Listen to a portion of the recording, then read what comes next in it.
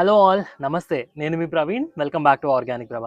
ఈరోజు వీడియోలోని ఆల్రెడీ మీరు థంబ్‌నెయిల్‌లో చూసారు కదా! సో, దొండపాదికి సంబంధించిన కొన్ని ఇంపార్టెంట్ విషయాలు నేను మీకు చెప్తున్నాను. ఎందుకంటే తరచూ నాకు కామెంట్స్‌లో అడుగుతా ఉంటారు.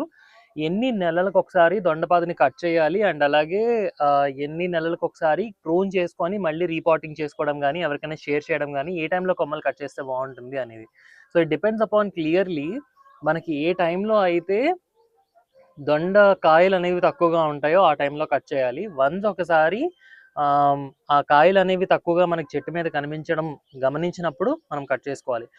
నేను అబ్జర్వ్ చేసి నా ఎక్స్‌పీరియన్స్ ప్రకారం ఒక 3, 4 ఇయర్స్ నుంచి నేను పెంచుతున్న దాని ప్రకారం ఏంటి అంటే, మనకి రెగ్యులర్‌గా ఆహ్, కాయలు కాస్తూనే ఉంటాయి. అంటే ఏ కూరగాయలు ఆగిపోయినా సీజన్‌తో పని లేకుండా రెగ్యులర్‌గా వచ్చే కూరగాయల్లో one of the best thing వచ్చేసి మనకి దొండ అనమాట. కాకపోతే వాటికి కూడా ఏంటి అంటే ఒక 5, 6 టైమ్స్ వచ్చిన తర్వాత అవి ఆగుతా ఉంటాయన్నమాట. ఎలాంటి టైంలో అంటే బేసిక్‌గా ఆహ్, జాన్యువరి నుంచి ఒక మార్చ్ ఈ టైం వరకు ఆగుతాయన్నమాట. సో, ఆ టైంలో మనం ఏం చేయొచ్చు అంటే ప్రూన్ చేసుకోవడం, ఆ కొమ్మల్ని కట్ చేసి వేరే వాళ్ళకి ఇవ్వడం లాంటిది చేయొచ్చు. సో, నేను మీకు లైవ్‌గా ఎగ్జాంపుల్ అయితే చూపిస్తాను. మాకు జాన్ నుండి మార్చ్, ఏప్రిల్‌లో ఈ టైం వరకు ఆగి, ఈ టైంలో మళ్ళీ ఏప్రిల్ టైంలోని గట్టిగా పుంజుకుంటాయన్నమాట. సో, మంచి ఎండల్లో మంచిగా మనకి దొండకాయలనేవి రెడీ అవుతాయి. అండ్ ఇక్కడి నుంచి వర్షాకాలం అంతా కూడా ఎంత వాటర్ చేస్తూ ఉంటే అంత ఎనర్జీ వస్తుందన్నమాట వాటికి. ఎంత వాటర్ చేస్తూ ఉంటే అంత బాగా కాయలు కాస్తూ ఉంటాయి. నాకు ఒక ఆయన చెప్పారనమాట, బాబాయ్ అని పిలుస్తాను. సో, అతను చెప్పింది ఏంటంటే రైతు దొండకాయలకి వర్షాల్లో కూడా నీళ్ళు పోస్తూ ఉండాలి. నీళ్ళు పోస్తూ ఉంటే చక్కగా కాయలనేవి వస్తూ ఉంటాయన్నమాట. సో, మేము ప్రూన్ చేసిన దొండ మొక్కని నేను మీకు ఒకసారి చూపిస్తాను. ఏ విధంగా ప్రూన్ చేస్తాము ఏంటి అనేది. ఒకసారి రండి. దొండ మొక్కని ప్రూనింగ్ చేసే విధానాలు 2 రకాలు ఉంటాయండి. ఒకటి ఏం చేస్తారంటే, ఏదైతే మదర్ ప్లాంట్ ఉంటుందో, ఇది mother plant for example.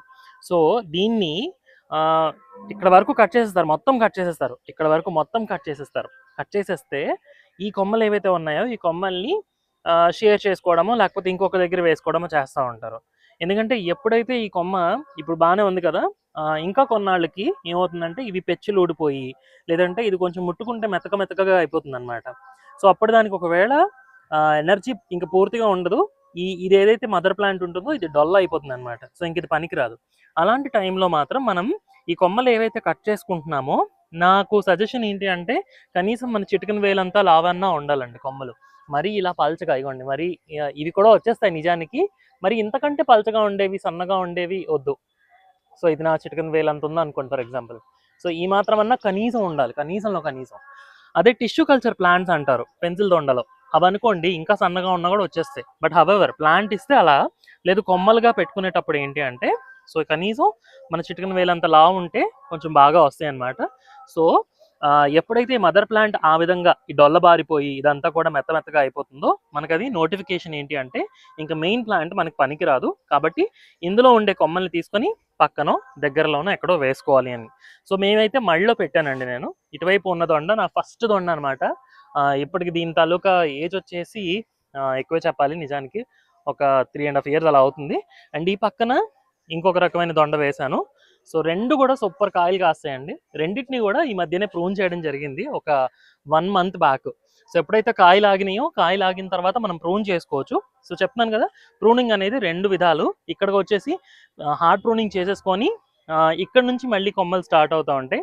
But దీనికి ఇప్పుడు ఆ నెసెసిటీ లేదు. చక్కగా ప్లాంట్ అంతా కూడా హెల్తీగా ఉంది. హెల్తీగా ఉన్నప్పుడు ఏంటంటే, మనకి సన్నపటి తీగలు ఏవైతే ఉంటాయో ఇలాగ తీగలు ఇగోండి. ఇలాంటి తీగలు ఎక్కడెక్కడ ఉన్నాయో అక్కడ వరకు కట్ చేసుకోవడమే. అంటే ఈ ప్లాంట్ ఎంతవరకు పాకిందో చూసుకుంటాం బేసిక్‌గా. ఎంతవరకు పాకిందో చూసుకొని, కొంచెం ఈ మాత్రం లావు ఉన్న కాండం వరకు ఉంచి అక్కడి నుంచి కట్ చేసేస్తాం అనమాట. ఇది కొత్తగా వచ్చిందే. సో, ఇక్కడ వరకు కట్ చేసేసాం మేము.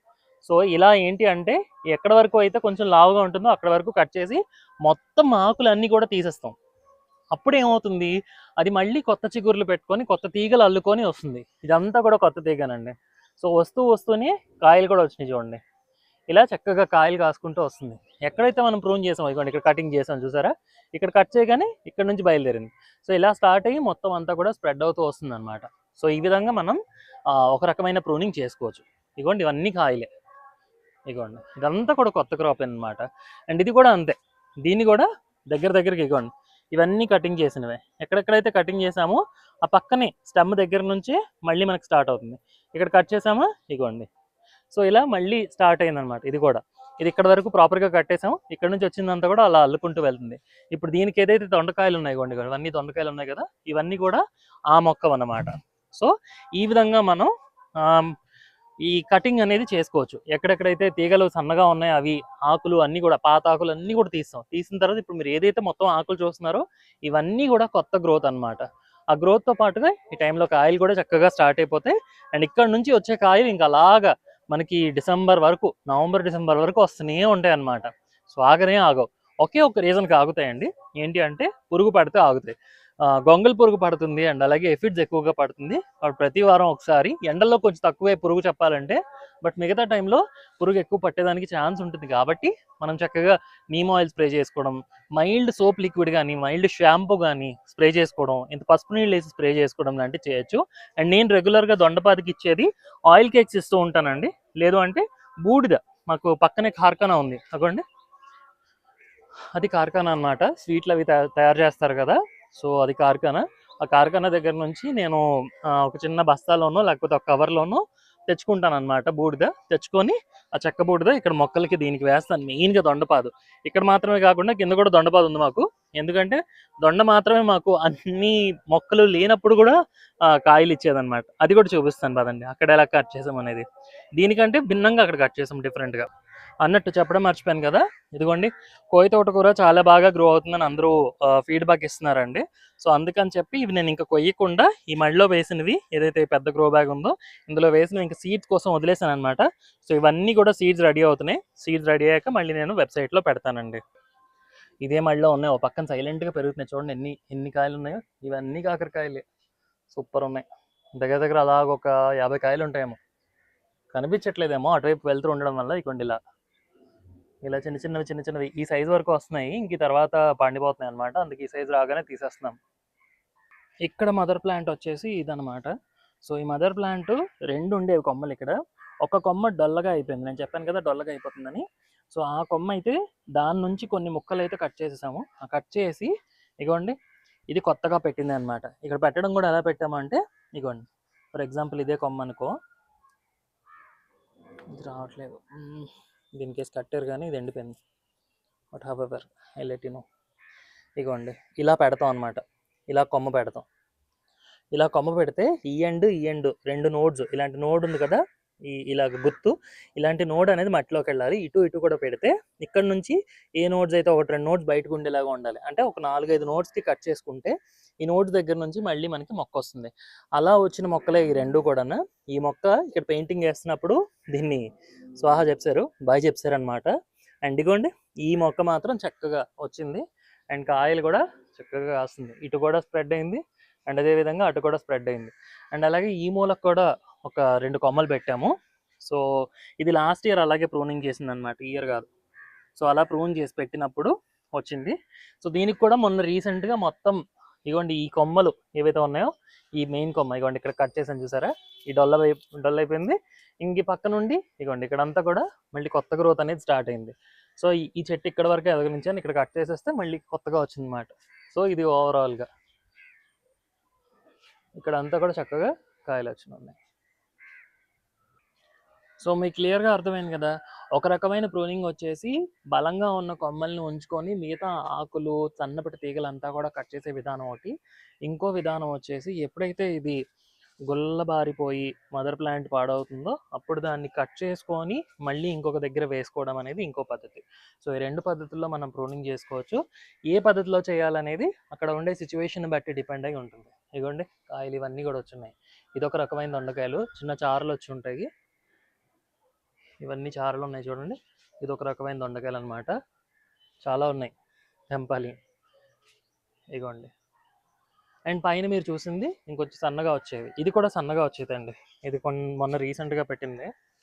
ఇగోండి పొడవుగా వచ్చి సన్నగా వస్తాయి. ఇది గుజరాత్ వెరైటీ ఏదో అంటారు, సన్నగా పొడవుగా వచ్చే కాయ. సో ఎక్కువగానే పెంచుతున్నాం అన్నమాట. సో 2 రకాలుగా మనం ఏ విధంగా ప్రూనింగ్ చేసుకోవాలి, ఏ టైంలో మనం కట్ చేసుకోవాలనేది నేను మీకు క్లియర్గా ఈ వీడియోలో చూపించడం చెప్పడం జరిగింది. సో కట్ చేసుకునేటప్పుడు కొంచెం క్రాస్‌గా కట్ చేసుకోండి. అదొక్కటి మాత్రం చెప్తాను. అండ్ ఇలా యూ షేప్‌లో పెట్టుకోవడం అనేది ఒక పద్ధతి. కొంచెం సన్నపటి తీగలైతే. కొంచెం లావుగా ఉండే కొమ్మలైతే డైరెక్ట్‌గా మట్టిలో గుచ్చేసేయొచ్చు. ఒక్కసారి మట్టిలో పెట్టిన తర్వాత ఒక 1 మంత్ వరకు దాన్ని ఎటువంటి మూవ్‌మెంట్ తీయడం గానీ, లేదా కింద వేర్లొచ్చినాయా లేదా అని తీసి చూడడం గానీ చేయొద్దు. పైనుంచి గ్రోత్ అనేది స్టార్ట్ అవుతుంది. వీలుంటే ఇంత పేడ పెడతా ఉంటారు కొంతమంది.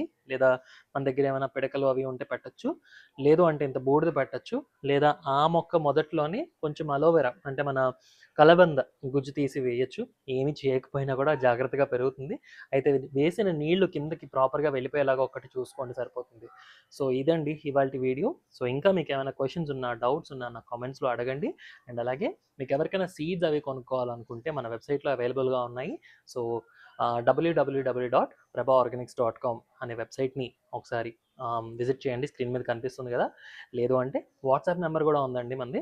సో 8125393874 ఈ నెంబర్‌కి కూడా మీరు వాట్సాప్ చేయొచ్చు. కాల్స్ పెద్దగా రిసీవ్ చేసుకోలేకపోతున్నాం కాబట్టి ఒకసారి మీరు మామూలుగా వాట్సాప్ చేస్తే కూడా నేను రిప్లై ఇస్తాను. మాక్సిమం ఒక హాఫ్ డే లోపలనే రిప్లై ఇస్తున్నామండి అన్నిటికి కూడాను.